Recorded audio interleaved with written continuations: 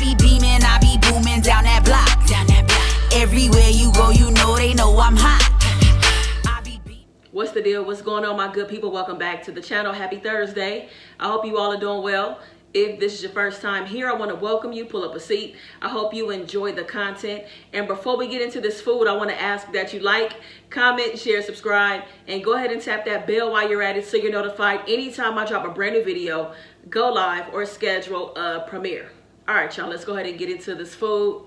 So I wanted like a low carb kind of meal, and I wanted to try a spin on a dish I've been wanting to make for a while. So I have some scallops, I have some mushroom cauliflower risotto, and I have some sauteed string beans.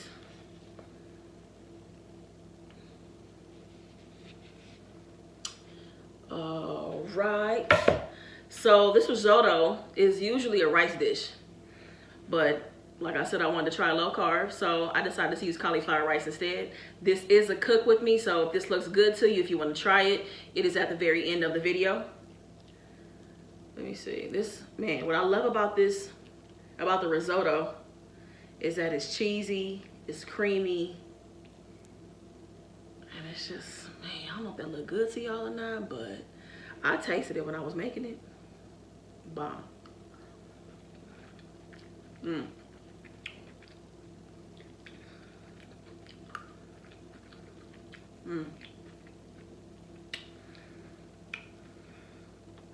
Y'all, the kitchen smells so good right now. It smells so good. It's all garlicky and like, I don't know, it just smells like herbs and spices and that is so good.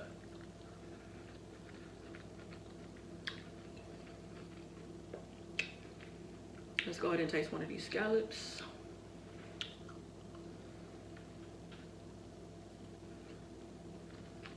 Perfect.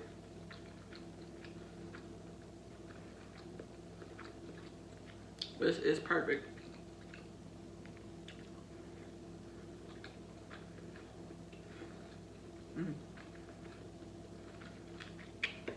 Let's get to the string beans.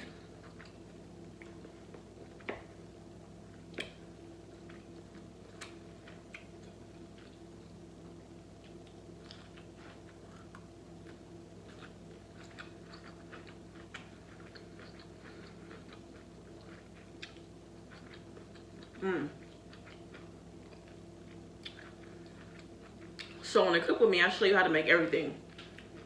The scallops, the risotto, and string beans. Now for the string beans, I usually put mushrooms in my string beans, but since I already had a mushroom risotto, I didn't. But they're so easy to prepare, and the way I cook them, it's so easy to throw any kind of protein in with it and make it a meal. Just the string beans and the protein could go very well together too. Onions, garlic, cooked it in the veggie stock. So good. So freaking good.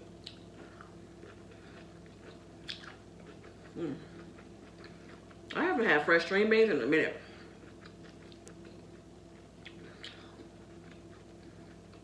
I can't believe how easy this risotto was to make.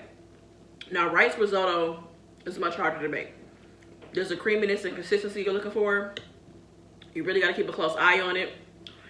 So this was way easier to make than rice risotto. And risotto, like, it originated in like Italy. So this is a big dish in Italy. So, y'all want some more scallop?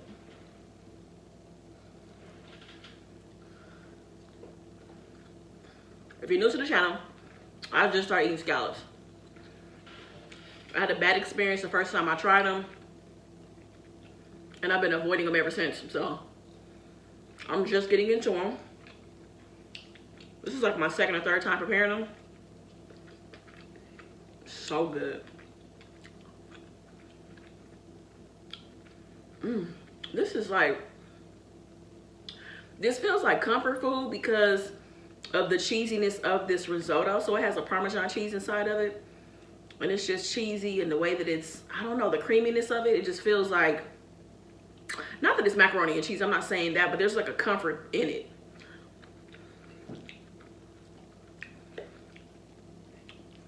did that. I'm not gonna lie, this is good. It's super easy to make. You don't need a whole lot of ingredients to make it. Mushrooms, Parmesan cheese. I used the heavy whipping cream, I think. Oh yeah, I used the heavy whipping cream. Just y'all, the cooking videos at the end though. So it's super easy to make though.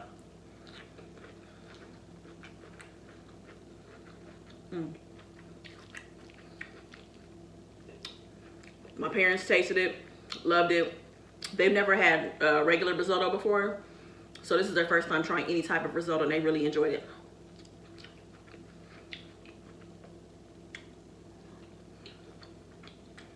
I want to send a big shout out to Donna and to Cricket. I hope you both are watching. Hope you both are doing well. I just wanted to send my love.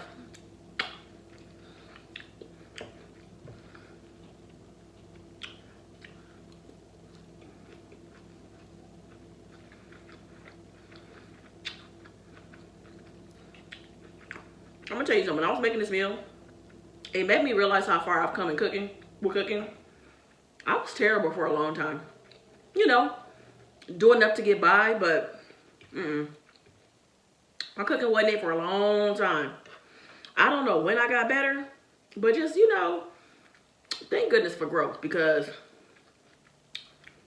one thing I could definitely say with confidence now is that I could cook. I could not say that a few years ago, for real. So,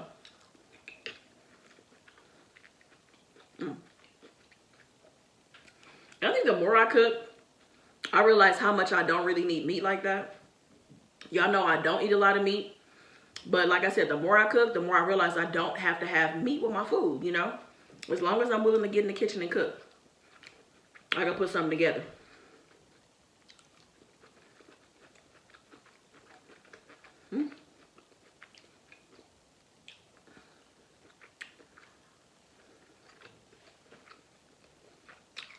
And for me, when I say meat, I'm talking about chicken, beef, pork, lamb. Y'all know I do eat seafood quite often.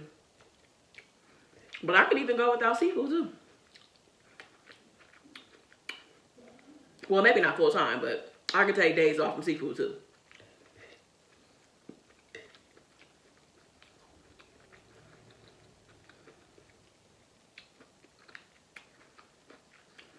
This cauliflower risotto, yeah.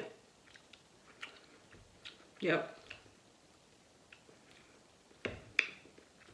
If you in a doghouse or something, or you want to just mix things up with the family, try something different, really seriously try this mushroom cauliflower risotto, for real. It is a really nice way to mix things up.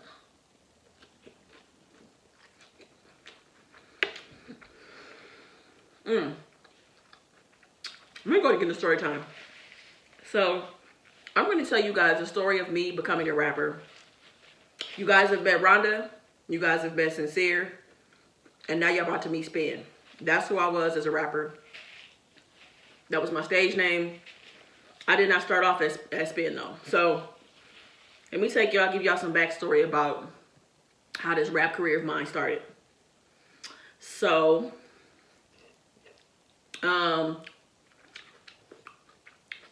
when I was young, and me and my mom be in the car together, we used to play a rhyming game. And this is where I think my first interest started. So we play a rhyming game.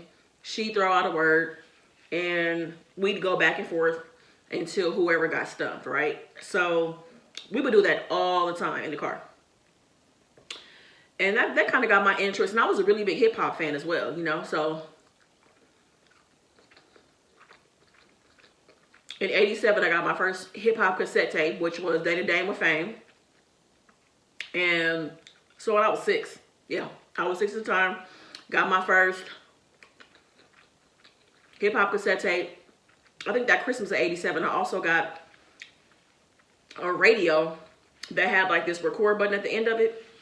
So if I put in a blank tape, I could record anything. So what I would do is I would hit the record button, record myself beatboxing, and then I would try to rap on top of it. So that's when it all kind of started. Like I started kind of feeling like, okay, maybe I could do this. Put these words together. I could rhyme, get a flow. So that's kind of how it started. So I would record everything around the house with this radio little boombox I had. I was recording everything, right? So that kind of got my interest a little bit. Then as time went on, I'm gonna say I was around maybe like 13, 14. My parents had we had a record player with a ton of records. So what I would do was I would play the instrumentals for all the hip hop albums. I would play the instrumentals over and over and over again. Start writing down lyrics and like, you know, trying to freestyle. So I'm really like trying to teach myself the art of like being an MC, you know, like rhyming. So I'm doing my thing. I'm just, y'all, I really was like, I thought I was taking it so serious. Like you couldn't tell me that I was not about to be the next best thing. Now, the names I chose for myself back in the day when I first started rapping were trash. I was horrible at picking rap names. I think my name might have been, what was my name? Let me tell y'all the worst one.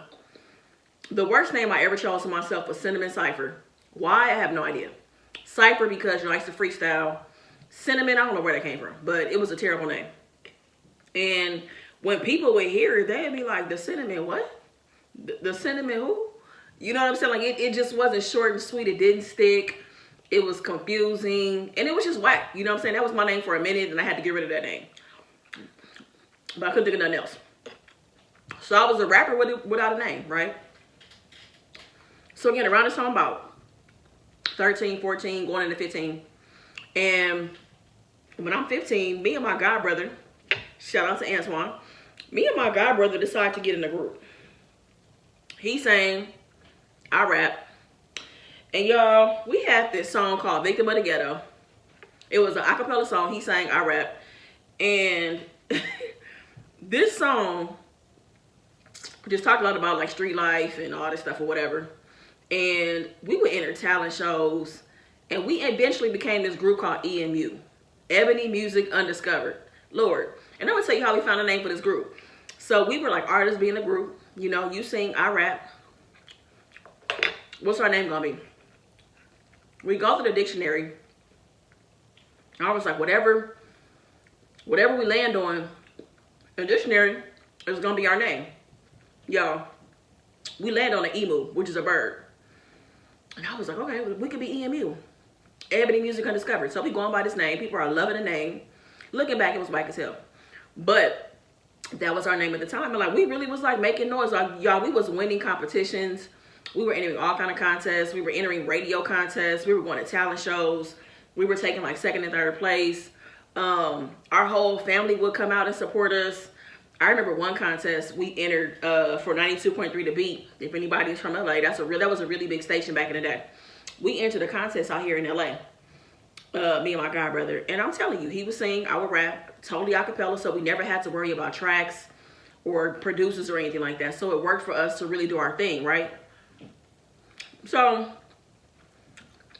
this 92.3 The Beat thing was a big deal. Y'all, I'm not lying. Between his family and my family, it was about 40 people that came to support us. Our family was so serious about supporting us, right? Which is awesome. And we won third place. We had these airbrush shirts on, airbrush front and back. I think it had our names and our group name on the on the shirts. We won $75, so we had to split that, $37.50 a piece.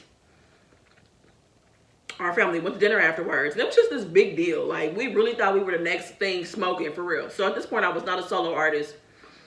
So we just had fun. We tried to add a third member in our group. It didn't work out. So me and him was doing our thing. I remember one time, I don't know how we met this older couple. I don't know where we met them at, y'all, but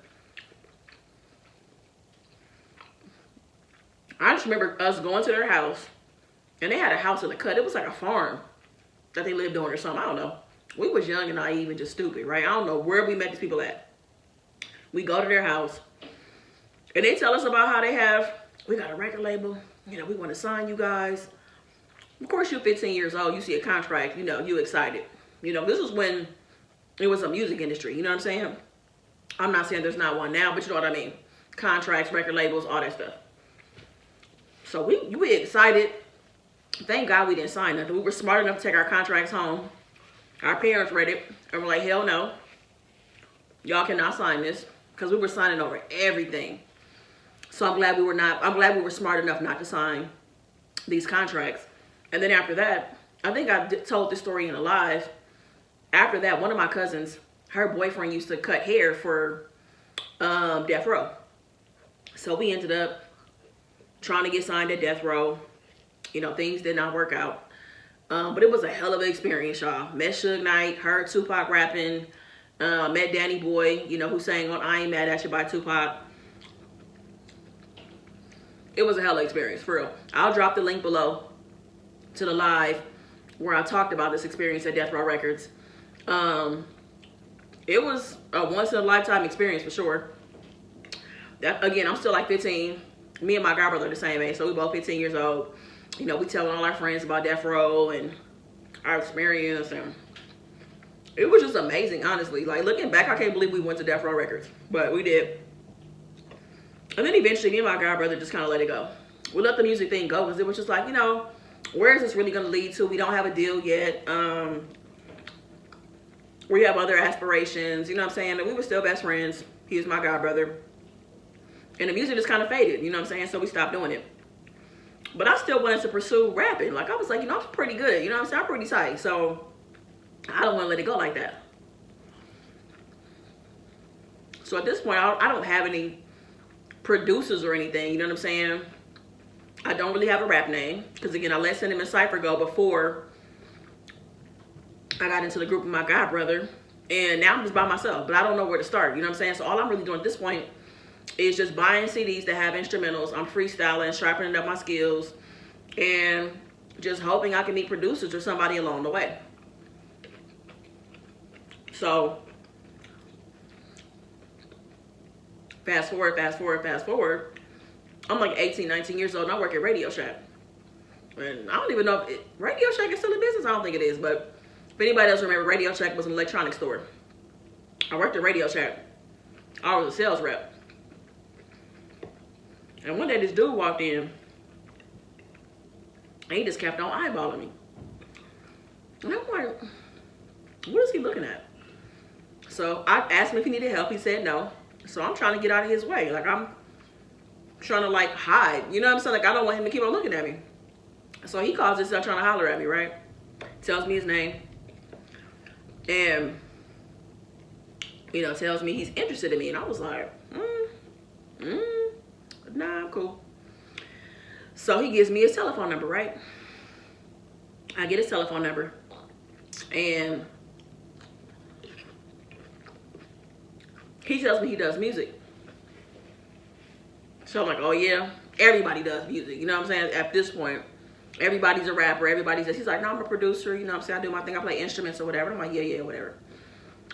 I thought he was trying to butter me up. You know what I'm saying? So I get his number.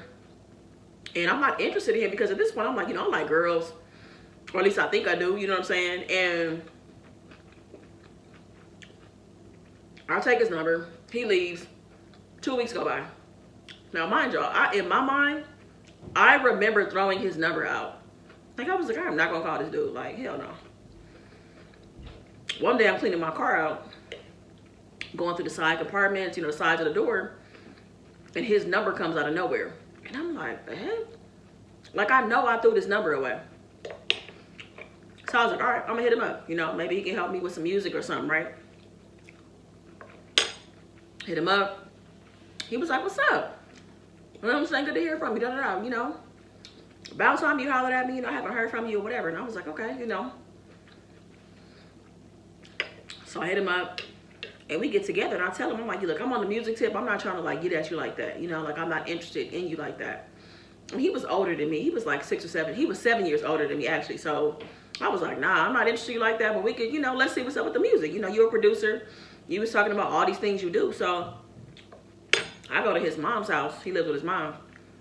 And he has equipment, got beats. And I was like, okay, this could work. Okay, cool. Now, it was another girl there.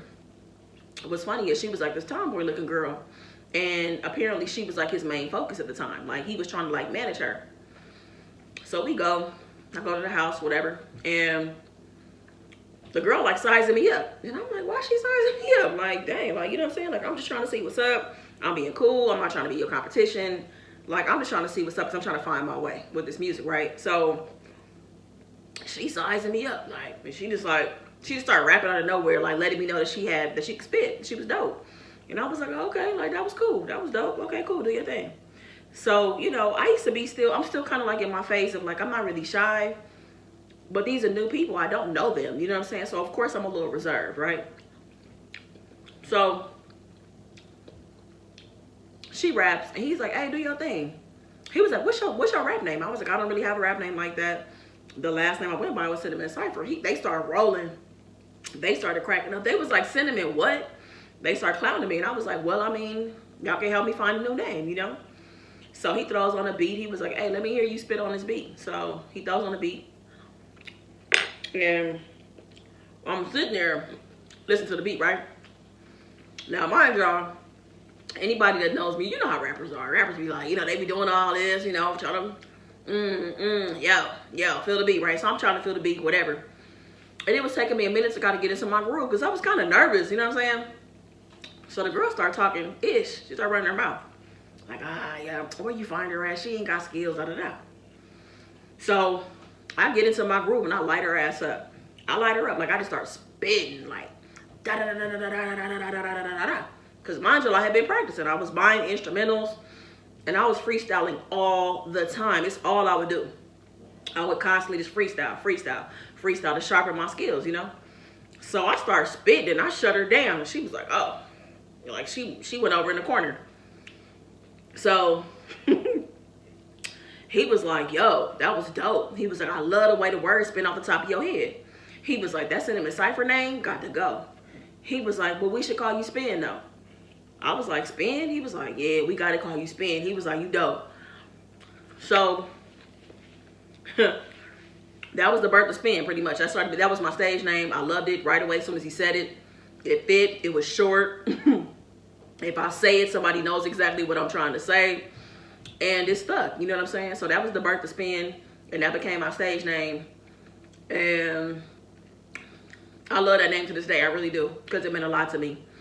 So that's a little backstory about Spin. I'm going to go ahead and stop it right there.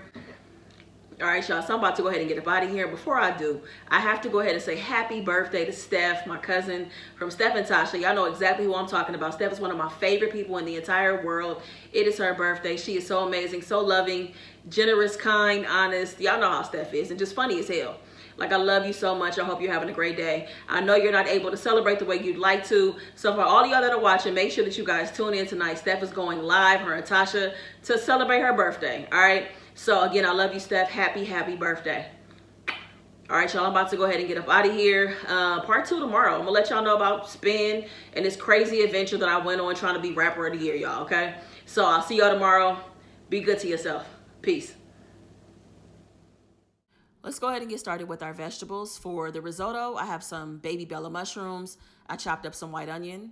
I chopped up 3 to 4 cloves of garlic, and I have some thyme. So again, this is going to be our base for the cauliflower mushroom risotto. Now I put the mushrooms and the onions in a skillet over medium heat, and I used butter. So I let that saute down. Then I added in the garlic. And then after that, I went ahead and added in the thyme. And let that go ahead and cook down a little bit longer. And then once that cooked down, I went ahead and added the cauliflower. I used frozen cauliflower, just 1 pack. So this is what it all looks like. But then I realized that I wanted it more mushroomy, if that makes sense. So I chopped up more baby bellas, more onion, more garlic, and thyme as well. Got that over in a skillet, medium heat, used butter. Go ahead and let that cook down, do its thing. And then once it was done, I was going to be adding it to the main skillet. So this is what it looks like with everything all done, coming together. So now what I decided to do is go ahead and add in some veggie stock. I put in a 1/2 cup. And now it's time for us to move on to the creaminess. So I added in about 1/4 cup of heavy whipping cream. And then I just kind of started tossing in Parmesan cheese. So you'll want to do all of this to your liking, whatever texture you'd like it to be. So I just kind of threw it in, and now it's time to mix that all up together. And this is my finished product for the cauliflower mushroom risotto. And in terms of seasoning, I added in some sea salt and some garlic salt. Go ahead and feel free to use your go-to seasonings. But this is perfect for me. This is exactly what I was looking for. And now that that's done, I'm going to go ahead and move over to the veggies. So we have some fresh string beans. I chopped off the ends for the string beans. Chopped up some garlic. That's about 3 to 4 cloves. Chopped up a white onion. Well, part of a white onion. And next up, I'm going to go ahead and get this in a skillet. I started off with olive oil, medium heat, letting it cook down a bit. But then I also decided to add in more veggie stock to really allow the string beans to cook down a bit.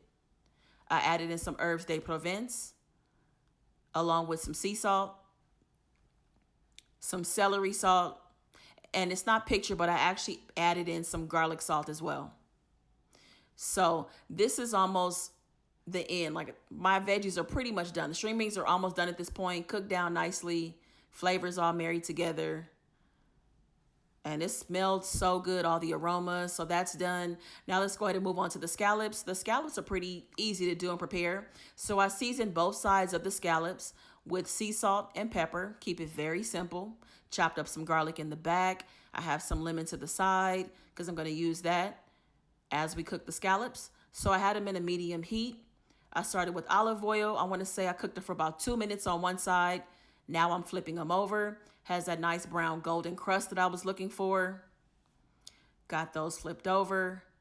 And now I'm actually going to start using the garlic and the lemon that you saw earlier. So I'm going to go ahead and put the garlic in now.